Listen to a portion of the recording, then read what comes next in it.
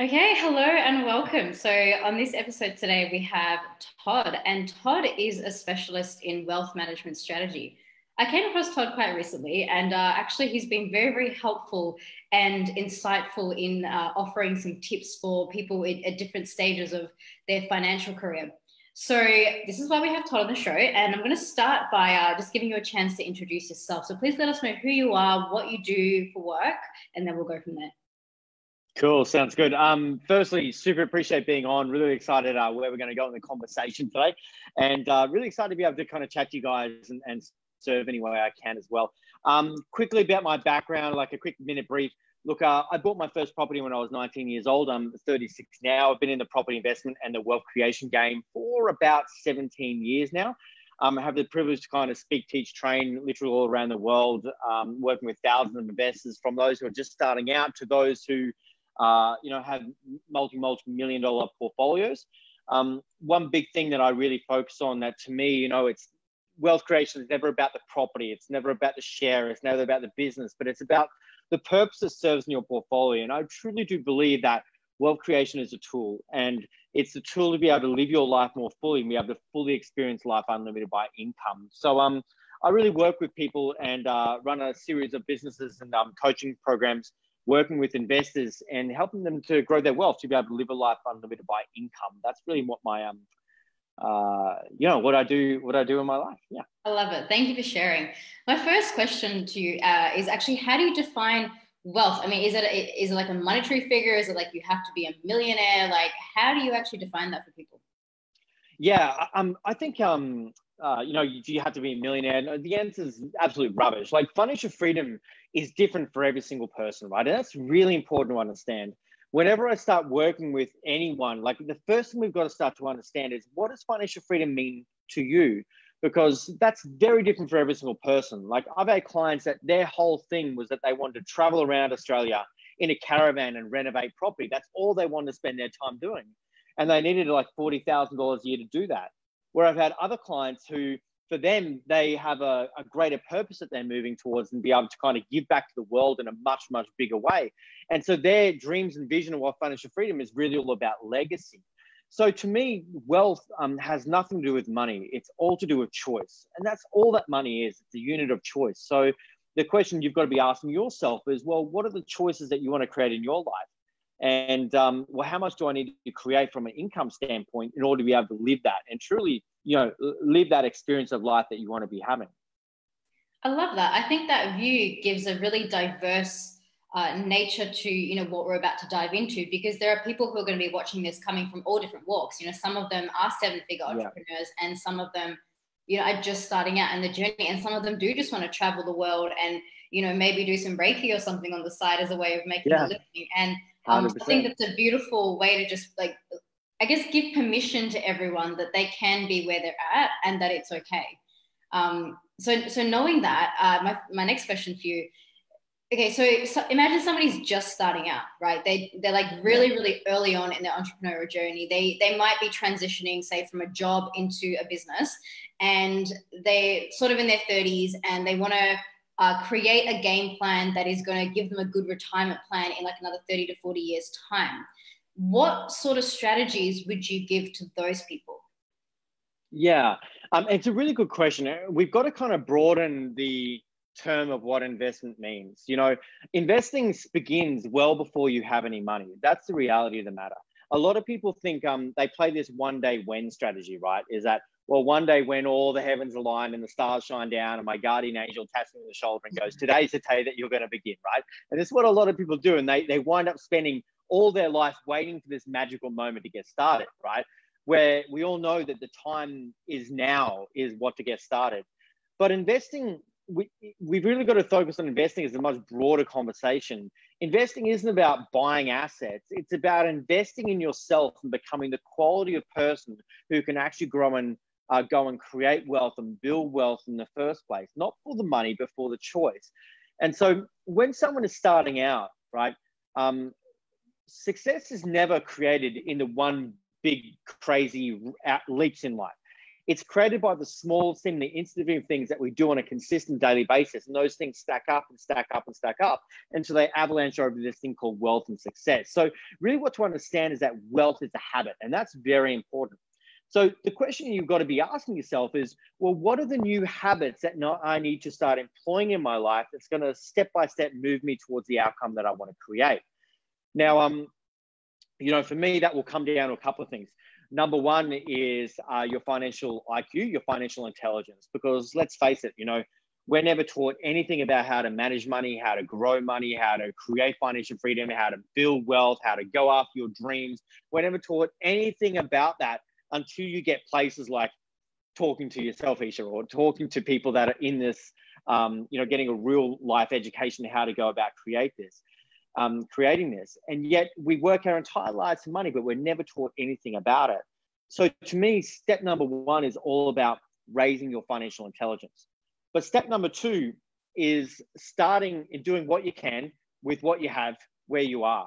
And so even if you are just starting out right now, you don't have to wait until you've got $100,000 to start investing. You can start investing with a single dollar. And there are so many strategies out there that you can actually just start drip feeding into the market step by step and getting your money out there working hard for you so you can ultimately start working hard for your money. And that might just be, drip feeding into, like you and I were talking about some exchange traded funds. Like you and I have been talking about some apps and some different the crypto world, or these various different elements where you can drip feed in even $1 at a time if you want to. And that momentum and that compound effect of that single dollar can really just make the biggest difference over time, because wealth creation isn't a sprint. It's a long-term game is what we're playing. And as long as you're loving what you're doing in the meantime, that game can be a hell of a lot of fun as well. I love that. And you also mentioned that about investing in yourself. What does that mean to you? Yeah, super good question. I have this very kind of core, how do I put it? It's not a core thing, but I have this belief that adults just deteriorated children, right? That as we come into the world, we, babies are these beautiful, spiritual, connected beings, totally connected to source and all that type of stuff. Then as we go through life, we just pick up these layers of crap along the way. Someone when we're younger tells us this, so we put them up on a pedestal and so we believe what they say. The education system teaches this, society teaches us this, and step by step, we get layer and layer upon layer of crap that have kind of put on top of who we actually are. And so how we go ahead and see life isn't how life actually is. It's how life we're seeing it through these filters that we've set up along the way. So I think one of the biggest things when it comes to investing in yourself is self-awareness. And the personal transformation journey, as far as I can understand it at this point in time, knowing that there's a lot more, is about peeling back the layers of bullshit that we've set up along the way so we can actually become more childlike again. Because if we don't do that, then what often happens is that we're seeing the world and we're seeing opportunities and we're seeing money or what it is through this really foggy lens. But when we can actually create that level of self-awareness, we can really actually start to see the true opportunities that are in front of us and the true possibilities that are in front of us, not this skewed version based on the inherited beliefs that we picked up along the way. So I would say that's number one. The next thing I would really say is that when we're talking about building wealth, if you want to raise the level of financial results in your life, then you've got to first by raising the standards in which you're playing the game of life. So I call this turning on your millionaire mode, right? Which is all about how you step up the game in which how you're playing the game of life. And that's, you're stepping up your health, stepping up your ability to communicate, stepping up the energy you have, stepping up your daily habits that you practice, stepping up your money habits.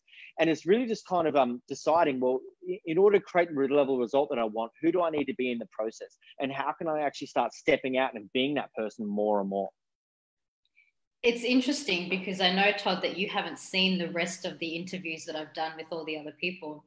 And there's been this common thread across all of them. And what I'm hearing is in order to be wealthy and successful, you actually need to do personal development, which is not what tonight was supposed to be about. But I'm having like this internal cosmic joke with myself and the rest of the viewers because like I came on here to talk to you about wealth management strategy, and we had another podcast earlier today, which was focused on money mindset. So we've just had this massive discussion around money mindset for people who lovely, watched the gorgeous. previous episode, and now you're coming in here with a different angle, but saying the exact same thing, which I just think solidifies, you know, what is actually important here. And as much as I am about to pick your brains in a second about actual strategy, I think you've really opened with the core of what you need before you can do anything else. And it's the foundation. It's the foundation, right? How can you build a financial fortress on a shaky foundation? You know, when it comes to building wealth, like I always use this metaphor around property developers. You know, the property developers, they go build those big high-rise buildings. We've all seen them, right? What's the one thing that they spend the most time and most effort and the most money on creating is their foundation. And here's the distinction is that the deeper and stronger the foundation is, that taller that building is going to go. And so for everyone listening, the deeper and stronger your foundation is, your financial foundation is, the taller your financial fortress is going to be able to go in the future. And that all begins with psychology, and it all begins with mindset. I've worked with thousands of people over the years, and my experience has shown that I can give you all the education, all the strategies, all the tools, and I'm super happy to go very practical in a moment. But if you don't handle the most valuable piece of real estate that we all own, which is the piece between here, it doesn't matter what I teach you, because you're not going to go and apply it, implement at the level you need to in order to create the results that you truly do desire.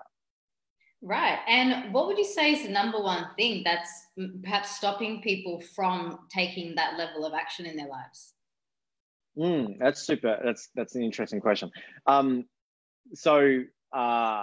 is probably one of those biggest ones, right? Fear, and I mean, you would have had this conversation with all your people. I'm 100% certain of it, right? You know, fear is one of those biggest ones that stops a lot of people from actually taking that level of action. And it could be fear of the unknown. It could be fear of what something goes wrong. It could be fear of what other people think. It could be fear of that you're breaking belief systems that you've been holding on to forever. It could be fear of stepping out of that comfort zone. And that's really that thing which kind of stops most people from taking the level of action they want. But what we need to understand is that the thing that takes away fear is education, and knowledge takes away fear. And where we can get ourselves educated and start just focus on putting one foot in front of the other, all of a sudden we start to stretch and we start to expand at what was once our comfort zone into this new level of space. And all of a sudden we actually have so much more awareness and opportunities opened up in front of us that we can kind of step out into life. I love that. That's amazing. Thank you. Let's go practical. Yeah. Love it. Let's do it. Yeah. So strategy. Assume somebody knows nothing about anything with investing. Probably don't know much about cryptos. Has like one stream of income. Where do you take them? Yeah, really good question. So I'm actually going to share my screen now. We spoke about this before, so I knew there was going to become a time. I'm going to go practical. I've got to draw things. I'm super visual guy, so I got to draw things. Yeah. So hopefully we can see that. Yeah, I've got it up on my screen. Cool. I should have had a page ready to go. Okay. All right. So, as people are first starting out, right? There's three critical phases that we move through when we start to build wealth, right? The first phase is what I call the accumulation phase. And the accumulation phase is when everyone begins in their property investment journey, right? Now I'll go through each one of these step by step, but we then move into our consolidation phase. And then we move into our lifestyle phase in our portfolio. And so I'm going to start big picture, and then I'm going to start drilling down a little bit more, if that makes sense. So in our accumulation phase in our overall portfolio, this is where we start to accumulate assets in our overall life, right? Now, in life, there's 4 different types of money that we have in our life. And forgive my scribble, hopefully people can read this. The first type of money is what we call our working money. Now, our working money is the money that you actually go out and work to earn, right? So, sorry, what most people think working money is the money that you're actually going out and working to earn. But that's you working for your money. That's not money working for you. It's a very, very big difference. So working money is really your money, which is out there working for you in the marketplace. So ultimately, you can stop just working hard for your money. And this is where your investments come into play. The next type of money is your slave money. And I don't mean to use, I'm quite happy using very harsh words with this, but this is where most people tend to live, right? That they go to work and they exchange time for money, and they wind up working until they're age 65, 70, or whatever it is, and hoping that one day they can retire on, with super, which doesn't work. 77% of the entire population rely upon some form of the pension and retirement. And a lot of your audience, you're starting out in the business world as entrepreneurs, and I work with so many business owners. And, business is such a gladiator sport. It really can be that way, right? It can be a black hole, which kind of, it sucks you in and could take up all your time and all your money and all your energy and resources. I see it over and over again. And I see a lot of people trying to sell their business at the end, thinking they get this big payout, and they put in 40 years of work and wind up left with nothing. And it's really sad, right? So when you're starting business, it can be such a gorgeous cash flow tool. But if you don't use it effectively, then the cash flow tool, when you've got it and actually invested in assets that work for you, then you wind up left with nothing. The third type of money is what I call protection money. And this is the money that you've got to have set aside and safe. So you've got to have some buffers set aside.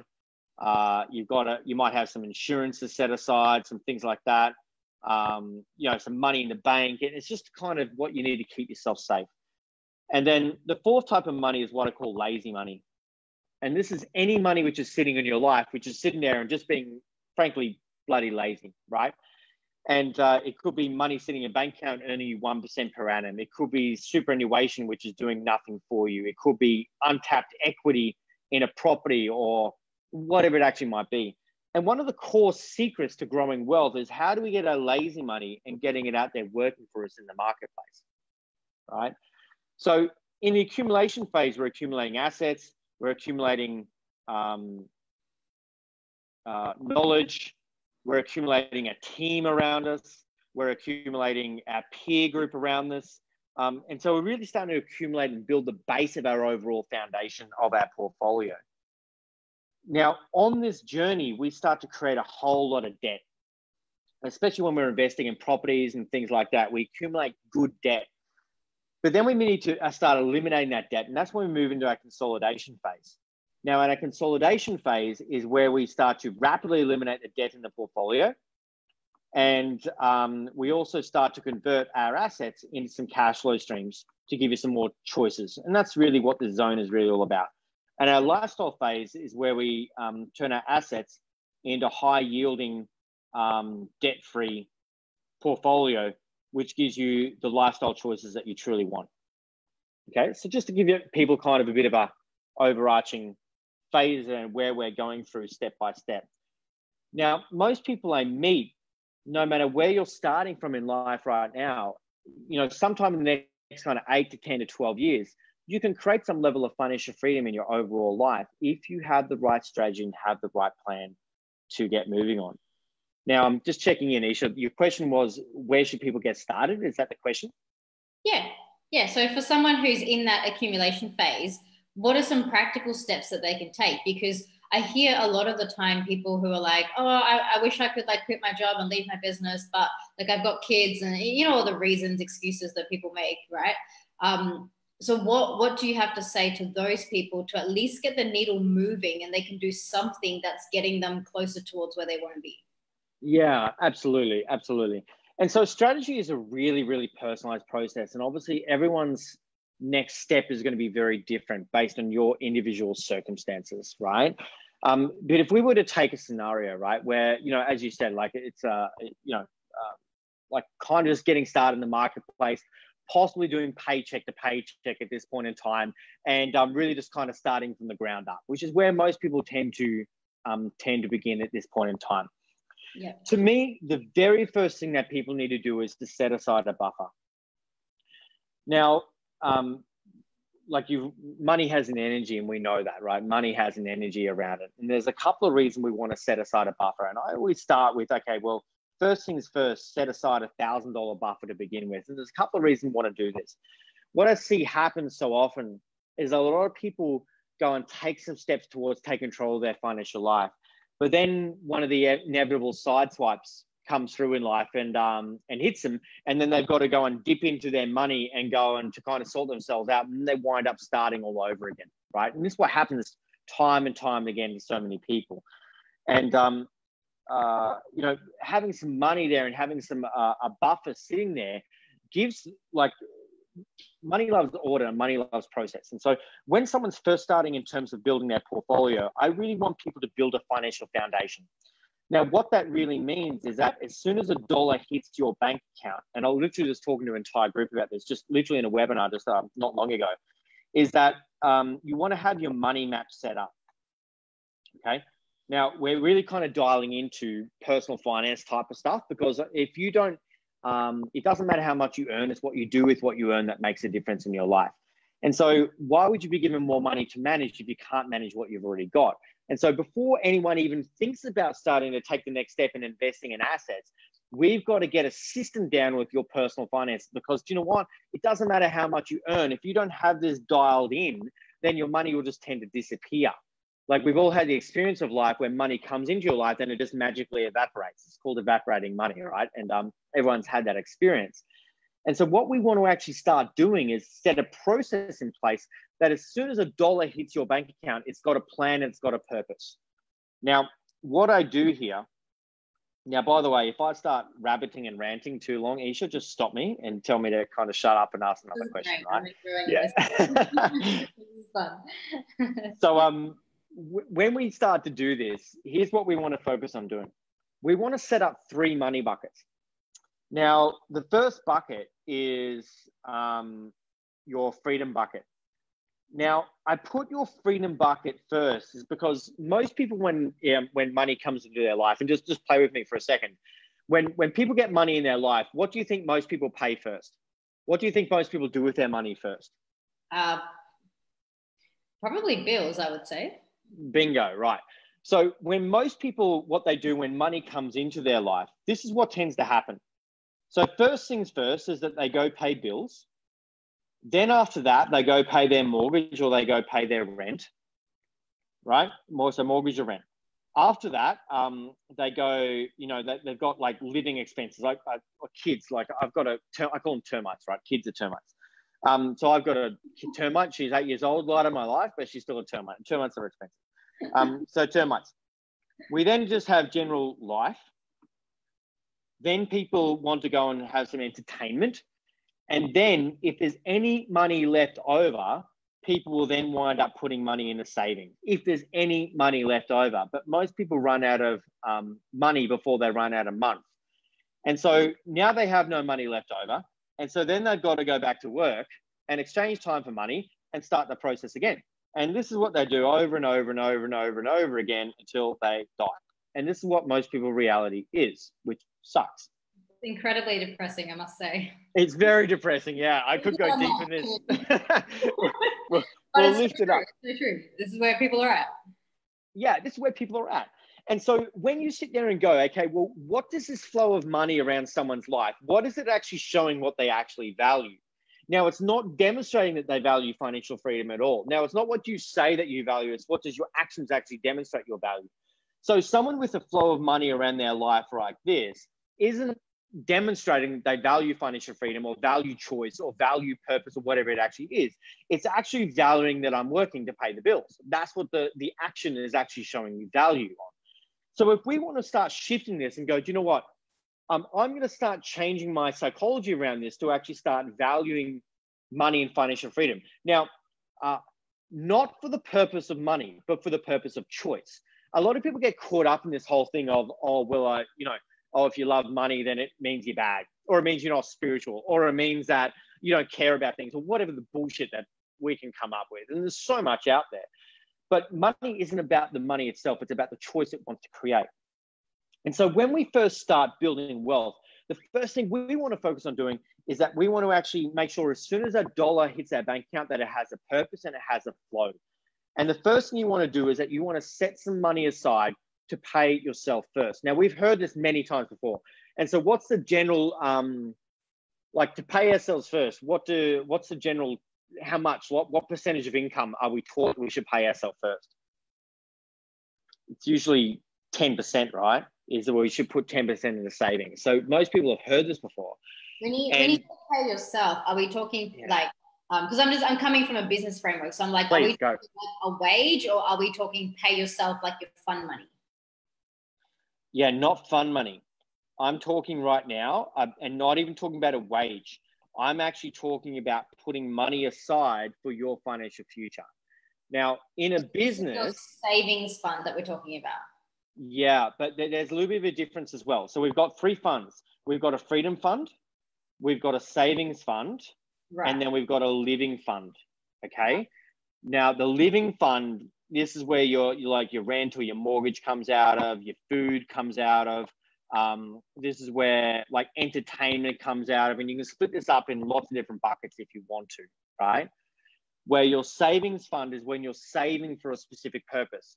So you might be putting money away to save for a holiday, for example, or you might be putting money away for a specific purpose like buying a new car, or you might be putting money away for kids' school fees. I don't know what it actually is, or a new piece of equipment or a course you want to do. I don't know what it is, right? But you're saving a specific purpose. Where your freedom fund is where you're putting money which is specifically aside to begin building an investment fund that you can then go and start applying a strategy to begin growing wealth. Gotcha, I'm with you now. Does that make sense? Yeah, it's good clarifications for people who are watching just what all the things are defined as. Yeah, and so what I'm getting at is that, you know what, no matter where you're starting right now, no matter whether you are paycheck to paycheck at this point in time, no matter whether you are just starting your portfolio, just starting your business, whatever it is, you want to have a set amount that you are setting aside already for your freedom bucket. And if that's 1% of your income, great, start with 1%.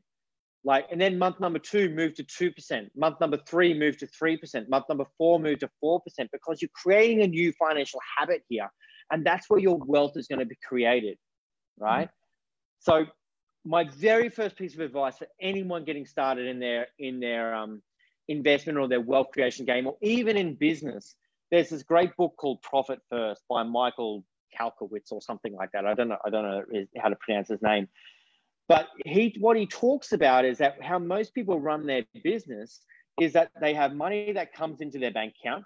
They pay out all their expenses go first, is what goes out. They pay their staff, they pay their wages and everything. And then if there's any money left over, then at the end of the financial year, they pay themselves some profit. But what happens is that by the end of the financial year, there's no profit left over. And so he just started asking the question, well, what if instead of paying profit last, I actually make sure my business is profitable from word go, and that you take a set amount every single time you earn an income and start with 1% and put it aside so your business is profitable from word go. And you need to make sure that your personal business is profitable from word go as well. And that's why you need to have this money map set up and have a system to manage it. Otherwise, money just evaporates. And we've all had that experience in life. I love that. Now, how do you get past the temptation of dipping into your profit money for, essentials?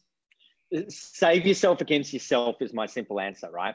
And so if you know that you have a challenge with spending money, or you know that in moments of desperation that not even desperation, or you're a little bit stressed about something, that you go and reach into that particular bucket to grab money, then if you know that's a part of you, then you need to save yourself against yourself. And even if you know it's not a part of you, just protect yourself from human nature, because his wealth is a system, right? The system works. It's the human nature side of it kind of screws it up. And that's just part of life. Our life just changes all the time. So it's just part of life. And so here's what you want to do, right? You might have some different bank accounts set up. You might have, with this bucket of living, with one particular bank, and you might have 2 different bank accounts with that one bank, and that's just for your living side of things. You might then have another for your savings, another bank, but then you might have another bank for your, if we're talking about business, for your profit. So I have my profit account and my tax account, right? So, whenever I have an income coming in from my business, there is a set percentage which goes out for my tax and goes out for my profit before anything else happens, right? It just automatically goes out. And it's at another bank. I have no card attached to it.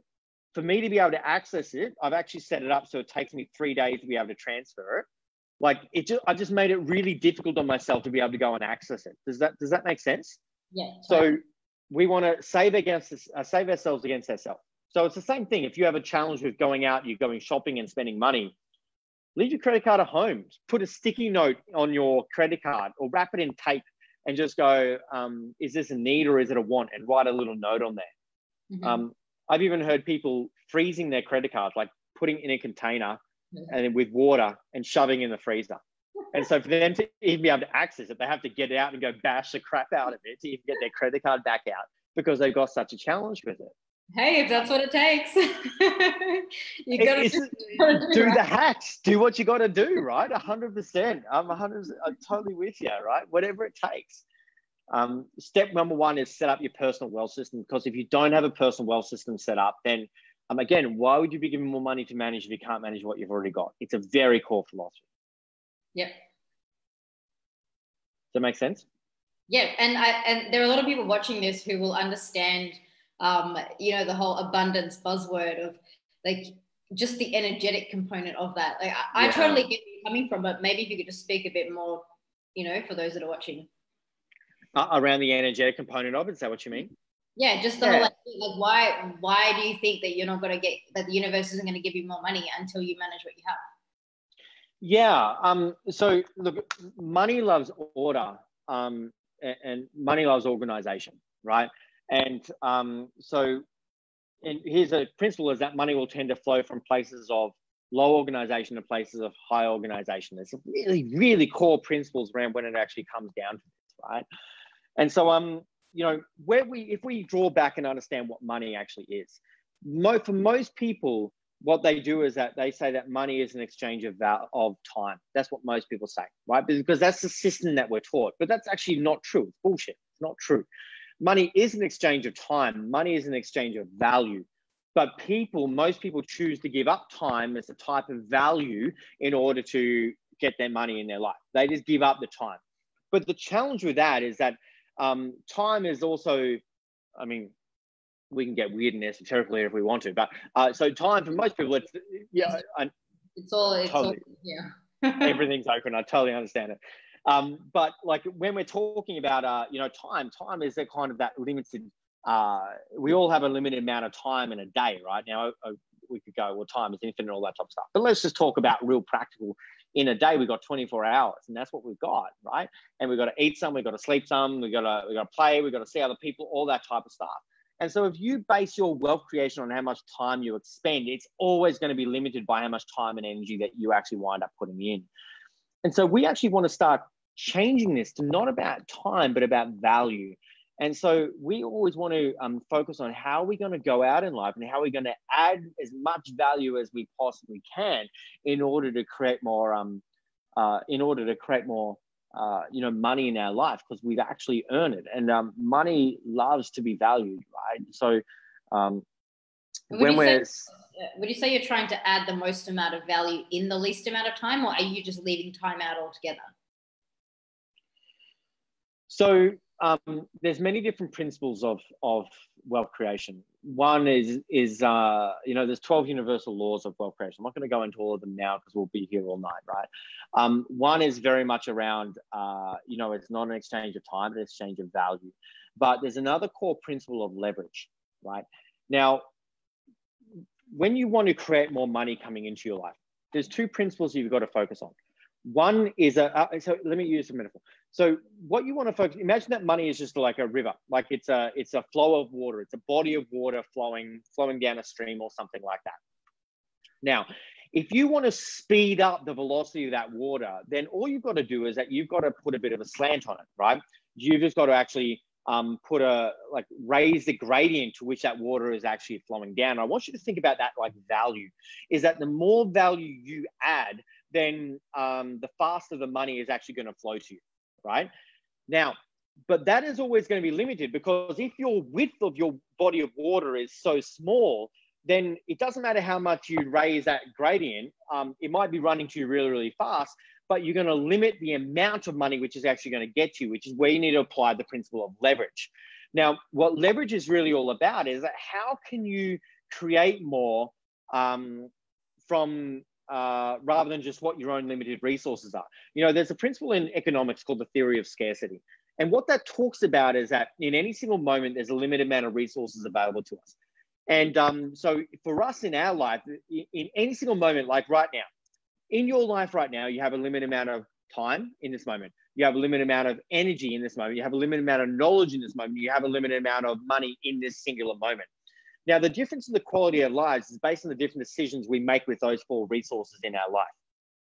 Now, if we can though tap onto, and this is exactly what you're doing, Eesha, with this series that you're running right now, you are tapping into the collective resource and the collective knowledge and the collective consciousness of all these different people that are out on their own journey. And you're bringing it together for all your students so that they can actually leverage off not only your networks, but also the knowledge and the experience and the understanding of all these different people. And so they're tapping into these resources that if they wanted to go and learn it themselves, they'd have to go and spend 20 years of doing it, right?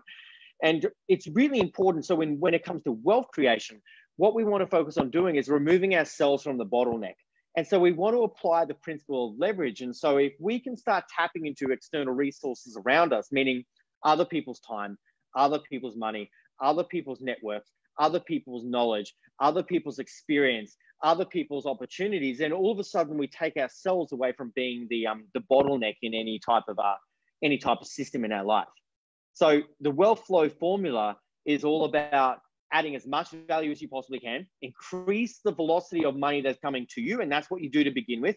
And then you apply the principle of leverage to then expand that out, right?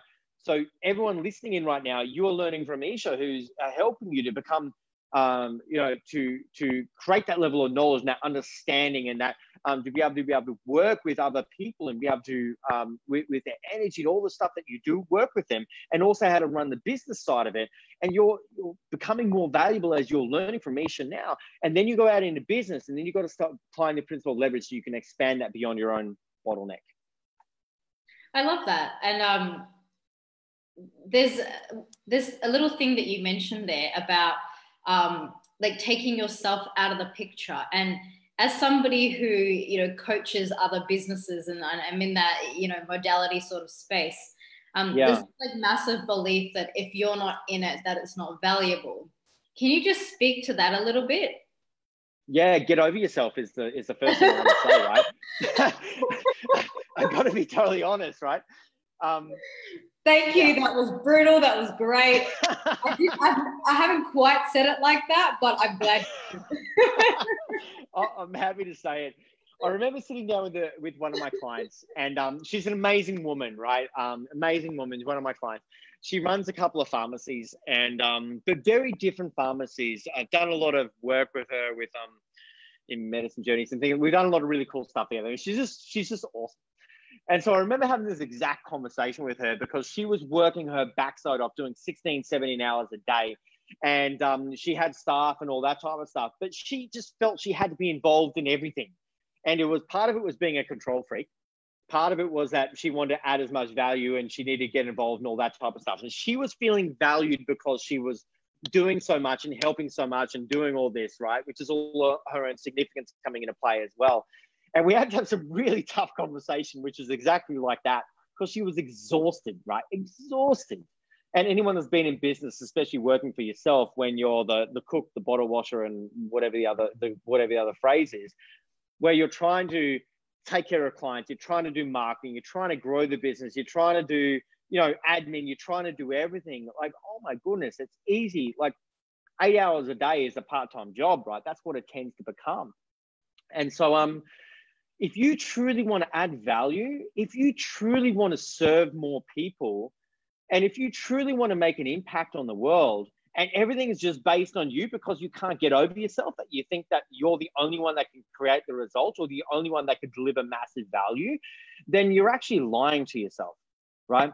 What if you can instead focus on creating systems where you are adding massive level of value and your clients are being taken care of, but you're able to have a bigger impact in life, then I can tell you right now, then that's the impact space that you actually want to be in, where it's not just based on you and your limited amount of time, energy, knowledge, and just being based on you.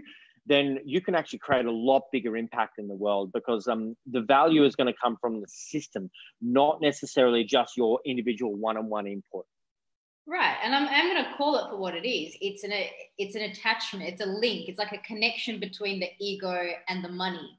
You know, it's that, like, there's a lot of people that have the two very, very intertwined. And I think you've just called out the bullshit for a lot of those people by saying it very honestly and truthfully and how it actually is. Yeah, I don't have time for bullshit. I'm pretty straight down the line. So that's how I call things. And there was another really important thing I wanted to say on that. That's right. It'll come back to me in a moment. Back to this diagram that you've got here. So we were looking at the buckets. Yeah. Yeah. Okay. So what I was really getting at first and foremost is that you want to create a system around your personal finances, because when you have that, like when we start thinking about the foundation that we want to build, right? The first foundation always comes down to your psychology and mindset, right? It's psychology and mindset is your first foundation, right? Your next part of your foundation is all about your education. And then your next foundation is all about your team, because, we can't, like, I always love this. There's the African proverb is that if you want to go fast, go alone. If you want to go far, go together. And I just love that. I think it's so true. I just love it. Now, as we start moving up, the next thing that we want to focus on doing is creating a personal wealth system. Because when we can get a personal wealth system going, and we start, creating, like, you're earning income from what you're earning in right now, then you can actually start getting it growing for you. The next phase that you want to do is that you then want to start growing your income streams. And this is where we start talking about creating multiple income streams. Because if you're just relying on one income stream, then it's always going to be limited. And a very core component of building wealth is all about that element of diversification as well. And although I've said that it's not about how much money you make, it's what you do with what you make that makes a difference. Once you've handled that, the thing which is going to accelerate your financial future and your level of choice is all about, the thing's going to accelerate more than anything is all going to be creating multiple income streams in your life, right?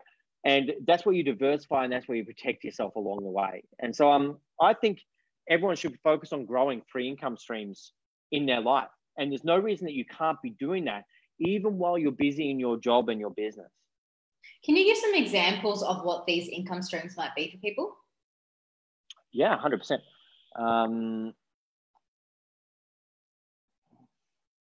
Is this like, here's one I prepared earlier? Yes. This is, 100, yeah. I'm all about systems, right? That's what I'm all about. Yep.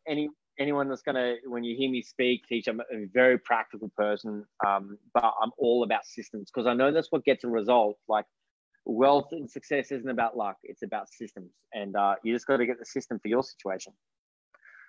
So this is what I call the 3D income model, okay? And what this is fundamentally all about is what I call making the switch. So where most people start in life is that they have their, now I'm just going to create another copy of this so I can just scribble on it, and it's not going to destroy the original thing. Okay, so what happens in life is that where most people begin is in this phase down here, which is what I call the slave zone, right? And it's where most people are kind of exchanging time for money, in a job or self-employed. And basically your level of income is coming 100% of how much time and energy and effort you put in. And it's always going to be limited, and it can get exhausting. Now, this is where you are putting in your effort income. And so this is the effort income streams. Now, but what we want to start doing is creating asset income streams where your assets are actually earning income for you. So ultimately you can stop just working hard for your money. And so what we want to focus on doing is step by step moving over to this other side. So moving from our effort income streams over to our asset income streams.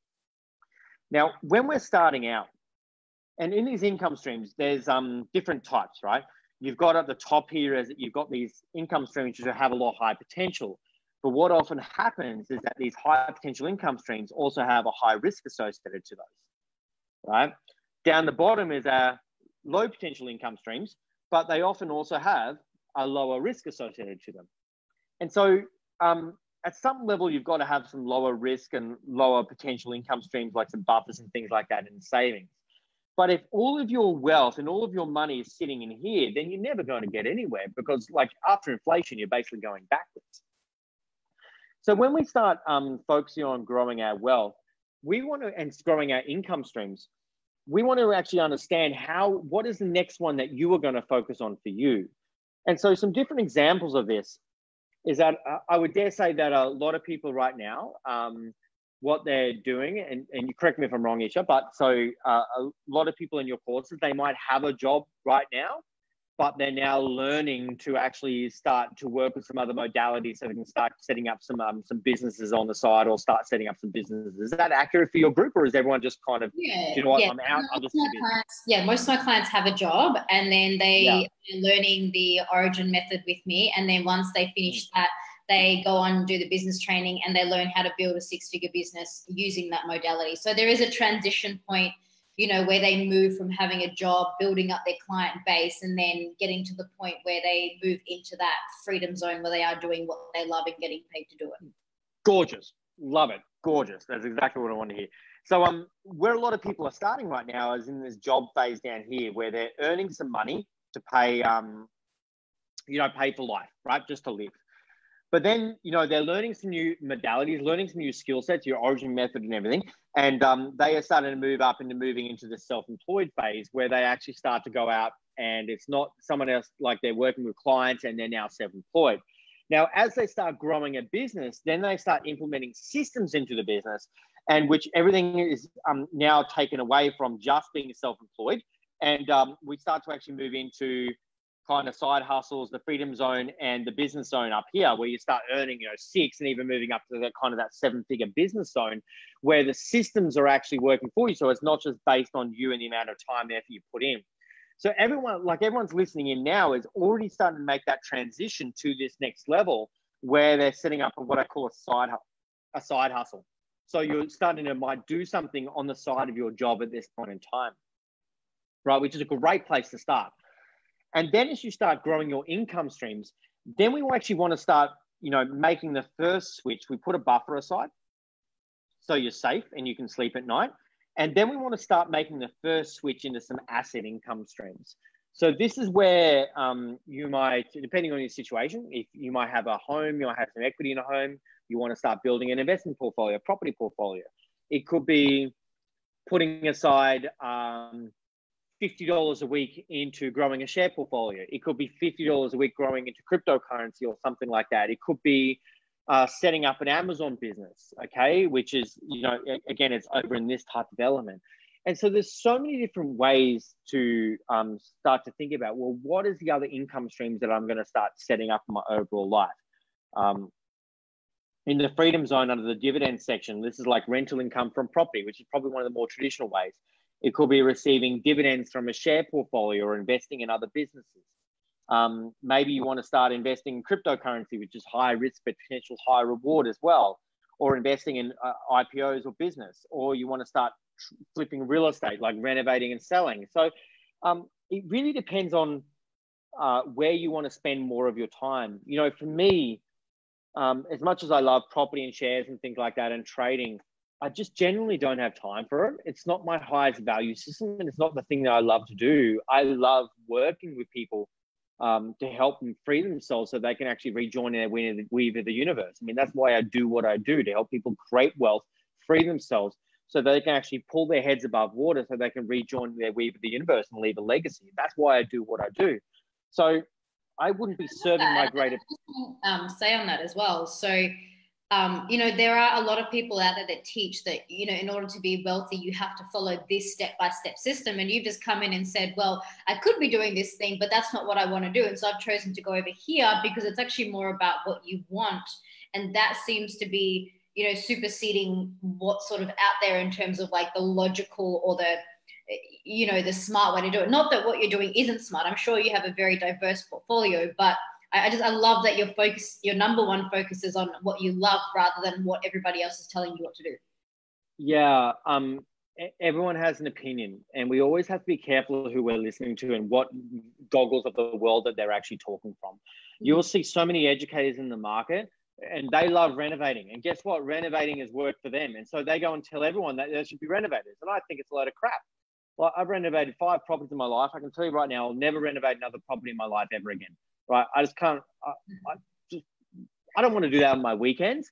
But there's so many people that go, everyone should do this, or everyone should trade the market. It's all bullshit. That's not actually true, right? I really want people to find out like what they love to do, and just like go all in on that. Go all in on what you love to do. And the more you go all in on something that you are 100% passionate about, you then actually start creating this level of you'll grow your income at such a level. I'm trying to find another diagram. I call this finding your flow, right? And so, your greatest flow is going to come from when you actually find your passion. You actually find your natural genius, because every single person has a genius in life. I know it down to my very core. And when you can actually get in touch with your natural genius and grow wealth based on who you are, not based on somebody else, that's where you're going to find your path of least resistance to wealth. And when you can match up your passion with your genius, with the outcome that you want in your life, you're unstoppable. And when you create that level of income coming in your life, and you go and invest in a portfolio which actually grows for you with the right strategy and the right plan, the right opportunities, your wealth will just grow at leaps and bounds. That's amazing. Sometimes I feel like this world of, creating wealth and like having that diversity, it's a tricky space to navigate, right? Like if you don't have, like you said, the right education or the right people, to guide you, I feel like it can be very challenging to get to that space.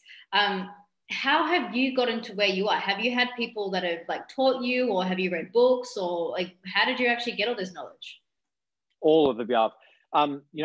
Sir Isaac Newton had this great saying, is that the only reason I can see further than others is because I stand on the shoulders of giants. Yeah. And I just love it. It is gorgeous. And, to me, I wouldn't be anywhere near where I am or who I am if we hadn't had the mentors in my life. When I was 19, I met, before I got involved in doing what I was doing, I was a personal trainer, right? And so I was working 17 hours a day, 6 days a week, 50 days of the week, because my whole rule of creating success in life was that the harder I work, the more successful I'll become. And because that's what we're taught to do in life. And I was exhausted. Like I was getting sick all the time. My body was breaking down. I had leg surgery on both my legs. Personal trainer couldn't walk. Like my relationship was failing. And even despite I was working 17 hours a day, 6 days a week, 50 weeks a year, I was like treading water financially as well, right? And I just thought, I got to this point of realizing that it's what we're taught of how we're supposed to live life is a load of crap, and it's designed to make people slaves. It's designed to make people just good boys and girls who do what they're told and pay their taxes. And that's the kind of realization I had, and became very skeptical at age 19, to be quite frank. But it made me start looking for other options. And that's when I started attending events, and I started attending seminars. I started reading different books. And I met a very important mentor of mine who's now my business partner. His name's Jason. Just a great guy. His values are in place, integrity, just a really good guy. And he became my mentor in the property investment space to begin with. And 6 months later, through his guidance, I bought my first property, made more than my entire year's income in one property deal in the space of 9 months, starting from the ground up. And it changed the entire trajectory of my life. And I've had mentors in shares and trading, in cryptocurrencies, in business, in gold and metal and silvers and things like that. I've had spiritual teachers, health teachers. Like, to me, there's 2 ways to learn in life. One is either trial and error, which great way to learn, but it can be slow, it can be painful, and it can cost a lot of money, cost a lot of time. Or the second way is modeling success. Find someone who's gotten the results you want in your life. Find out how they did it and copy them. Get their system. And that's what's made the biggest difference in my life. It hasn't been perfect. I've screwed a lot of stuff up, and I've made a bunch of mistakes. I lost everything, had to start again in my early 20s, and had to get my ego out of the way and all that type of stuff. And but the mentors in my life have made all the difference. Right. And that's what's gotten you to where you are today, right? Like including all the challenges and everything that you've been through. And I guess just to give people a bit of perspective on this, how much would you say you've invested in yourself over the years, with all this mentoring? And even just like how much was your first mentor? My first mentor was $10,000. Now, this is me at 19, struggling personal trainer, right? It was a lot of money at the time, but I knew I had to make it, right? I would suggest that it's sitting close to 600, 700,000, 600, 700,000. I would suggest it's close to that. No doubt about it. Would you say it's worth? 100%. Yeah. The returns are infinite. There's no doubt about it. There's no doubt about it. Yeah. But do you think you could have done it on your own? Like if you just read some books and, No. And here's the reason why. It's not about just the learning. And this is what we got to understand.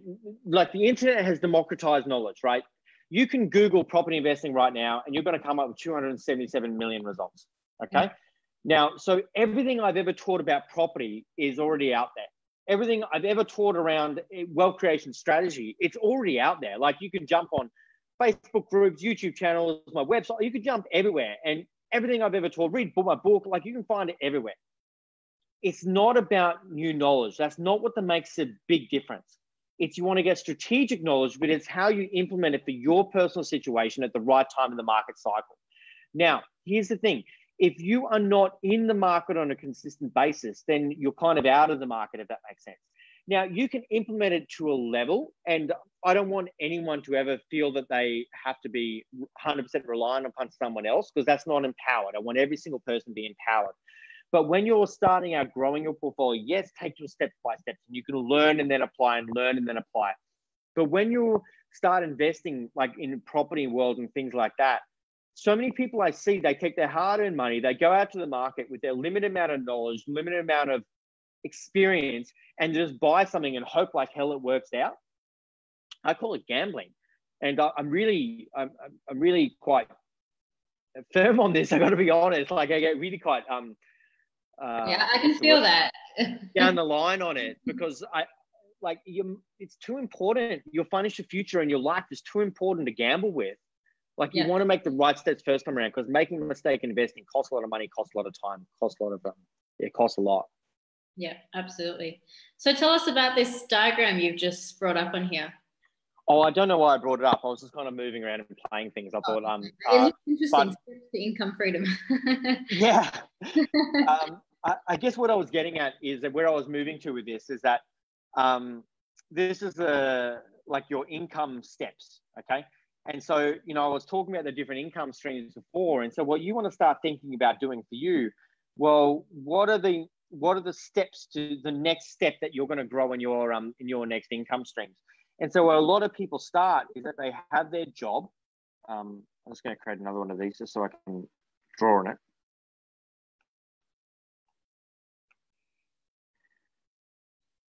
So where a lot of people start is that they have their job, which is what they have down here.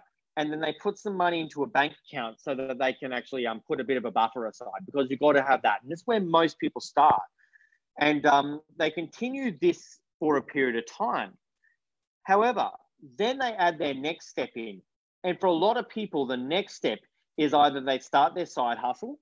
So it's effort-based income. So this is the E for effort over here and A for asset. So you always want to be pigeon pairing, like, continue with your effort-based income where you're putting the effort in. And for a lot of people, that's their side hustle, right? And then, because as you're growing your income and building up your capital reserves, and then you start investing in those dividend streams, which is this next one over here, which could be property, it could be shares, it could be various different elements associated to that. A lot of people are going to stay only in this level. And step by step, as you grow these streams, ultimately your job or your self-employed becomes irrelevant and you get rid of it.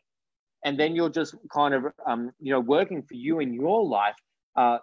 You're doing what you love to do rather than what you have to do. And you're no longer working to pay the bills. You're working from the fun, for the passion, the purpose of it. But these are the first steps that most people tend to take. Number one, you have your job, you're self-employed, if that's what it is for you. You put some money aside in a buffer. Step number two, start your side hustle, then start putting aside your dividends. Some money into things that are going to start paying you dividends, so that you get your asset income streams moving for you. Mm-hmm. That's where I was going with that. Yeah. That's amazing. I love that. I think it's a really good starting point. And I love how you've visually shown, what's an asset versus what's what was the E again? It was the effort. Effort. Yeah, it was effort. Yeah, and I think, a lot of people are very much in, you have to make effort. That's right. Yeah, you have to make effort to get the money. And you've just gone and said, well, actually, you need to have your effort money, but you also have to have your asset money. And, it's a very clear representation that shows how, when you have the two working together, you can start to grow a system that actually allows you to have more freedom, and that some of your money is not coming through effort. And I think, that alone is probably, like, that shift in mindset is probably a game changer for some people who've not heard of this before. Yeah. And so much of what we're doing, and, I know what you do, so much of what we're doing is that we're breaking these old belief systems, because we've got to understand, like, where did these come from? Like, where did we learn that this is how we're supposed to do things? We weren't born it, we inherited it. We just picked up belief systems along the way as we've gone through life. And at some point in our life, we've got to stop and go, hang on a moment, is that actually true? Or did I just kind of unconsciously take it on as a part of me without even really stopping to think if it's accurate or not, or if it's even a good idea? Like, if you sit back and look at some of the belief systems that you've picked up along the way, you'll realize that you must be crazy to kind of take those on in your life. But this is what we do, because it's just how we grow up, and we take these belief systems on. It's inherited. And the beautiful thing about knowing that is that we can put it down at any time. We can understand at any time that that's not ours. We don't have to carry that. We can leave that over there, and we can start on a very different pathway. Right. And I think this comes back to what we're saying at the start of it is really that personal development, and actually, shifting the foundations. Because if you've, spent your whole life thinking that you have to work hard to make money, then you will work hard to make money for the rest of your life, until you turn around and say, hang on a second, I can change that belief. I can see a different way. I can get my money working hard for me. And that's when things start shifting, right? Big time in a really, really big way. And then it's all about just putting one foot in front of the other. Some people get so overwhelmed when it comes to investing, or so overwhelmed when it comes to wealth creation. And again, I've got to reiterate again, what it's all about is putting one foot in front of the other, and just going, you know what, what's the next step for you? And just start down the pathway. If that next step is small, it doesn't matter. If it's putting away 1% of your income, great, do that. Or if it's we were talking about this really cool app, and it's super funky, and it's called Raiz, R-A-I-Z. And here's what it is. This is a simple way for every single person to get started investing without really taking any of your time, right? And here's what it does. The whole concept of it is that it invests your spare change. And so what you do with it is that you set it up, you link it to a bank account, and you might go to a grocery shop, you might go wherever you go, spend money, doesn't matter. And you might spend, I don't know, $35.60.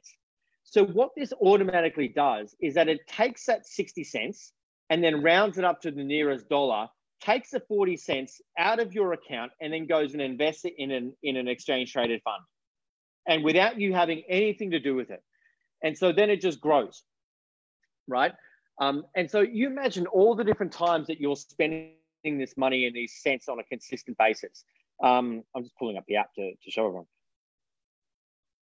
That on a consistent basis. What your money gets invested in? Like, for example, can they choose if they want it to be in a sustainable option, or can they choose like certain companies, or is it very much just an automated, you don't think about it process?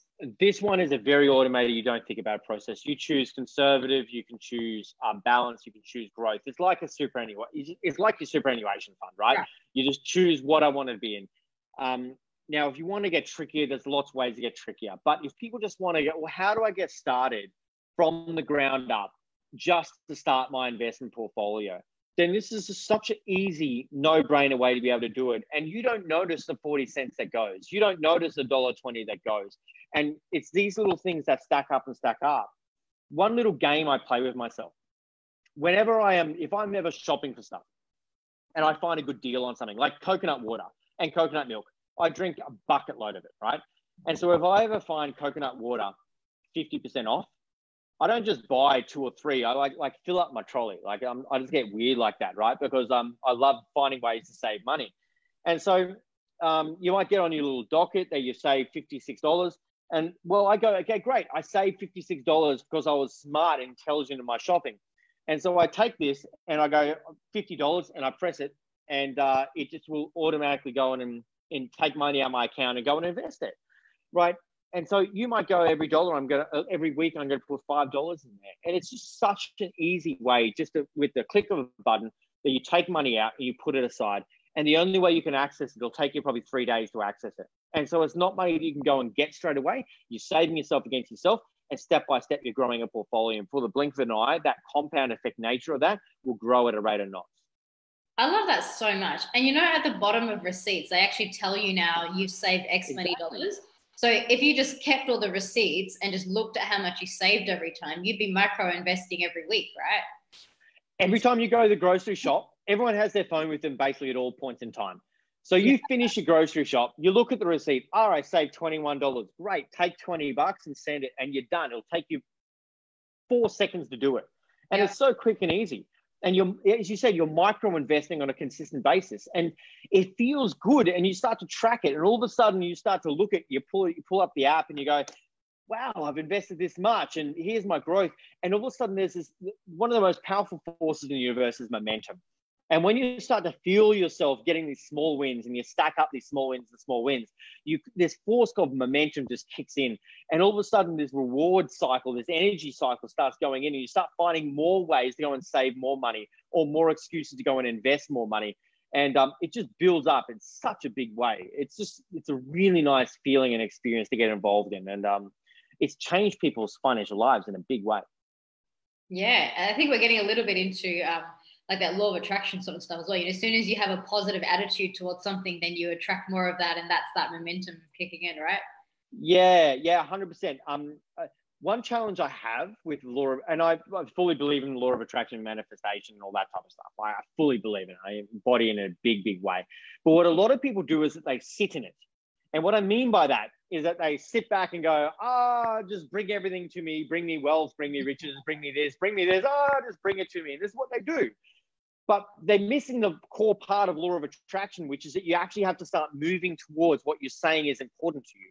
And if you're sitting there going, bring this to me, but then your actions are not getting up and moving towards it, then are you actually serious, or are you just kind of bullshitting yourself? Right? So if you're fully into law of attraction, then you sit back and go, I'm bringing this to me, but I'm demonstrating to the universe that this is important to me, and I'm fully serious about this. Means I'm getting off my ass and actually moving towards and doing something about it. That's when law of attraction kicks in. Yeah, I love that. I'm glad we actually brought this up. Because I do see, especially in like the spiritual communities, a lot where everyone's like, I'm just going to sit there and be abundant, and they're like struggling to pay their rent every week. And I'm like, that's not abundant. You know, like, how's that working out? A lot of free stuff. You might be attracting like, I don't know, free food and free whatever, but like, that's not abundance. That's not abundance in choice. Right. And if you truly, truly understand law of attraction, you're right, where you have to take action. And what happens is, when you're taking aligned action, the universe amplifies that for you. And then that's where the return comes in. Bingo. It's alignment, isn't it? And that's what it's all about. Like, you go, this is important to me. Then you want to align everything to actually go, well, it truly is important, which aligns your thoughts, it aligns your belief systems, it aligns your actions, everything aligns. And that, you nailed it. Yeah, alignment is where it's the same as, you at 19 years old saying, actually, investment is important to me, so I'm going to invest in a mentor to show that this is important. And then the returns come because you've actually taken that step, you've taken the action, you've overcome the challenge, and then the rewards come back in. But the universe will only play the game as big as you're playing it for you. That's gorgeous. Yeah. That needs to be put on a quote card somewhere. That's gorgeous. Yeah. Send it to my VA team. Check it on Instagram. I love it. Yeah. So I hope someone records this and captures that and just. Well, this is evergreen. It's going to be around. Good. Nice. Well, Todd, it has been so amazing chatting with you. I have learned a lot today. I know the people watching have definitely learned a lot today. I think it's been a game changer in strategy and mindset, in just understanding, you know, at a root level what wealth is, and, you know, what they can actually do. And I love that you've given some practical strategies, like they can get this app and they can start looking at their, you know, effort and asset versus strategies and how they're actually bringing in wealth. So I think, I mean, I'm just so grateful actually that you've been able to share this time and wisdom with us all. No, super, absolute pleasure. I really appreciate everyone chiming in, and super appreciate the invite. It's been a lot of fun. Yeah. Is there anything else you want to say before we wrap it up? Guys, you know, pure and simple, like, as much as I am, I'm in the wealth game in what I do and what I teach. What you guys are doing is so important, and it truly is. And I honor you for the pathway and the journey that you guys are on. The impact you can have is absolutely extraordinary. And when you can truly step into that, and not only step into that from the modalities that you're learning and the core stuff you're learning from Eesha, but you embrace the business system behind it and you grow that, and you get your wealth out there growing in the marketplace, and use that wealth as a tool to be able to impact change. The legacy that you can leave on this planet is phenomenal. So I just honor you for the pathway you're taking, guys. What a beautiful message. Thank you. That's so lovely. Now, Todd has a Facebook group. So I will pop a link at the bottom of Facebook. So if anyone wants to connect with you, learn more, there's always some interesting stuff happening in there. So 100%. Yeah, really happy to connect you guys that way. And yeah, again, just thank you so much. And for anyone who is curious about actually taking this to the next level, we have spoken a lot in this interview series about how we can start moving that needle into transformation. I've got a 2-day event coming up called The Awakening this weekend, and we're going to be diving deep into this. So I will either see you in the group or see you at the event, or both. And yeah, thanks for tuning in, guys. Thanks so much, guys. Take care.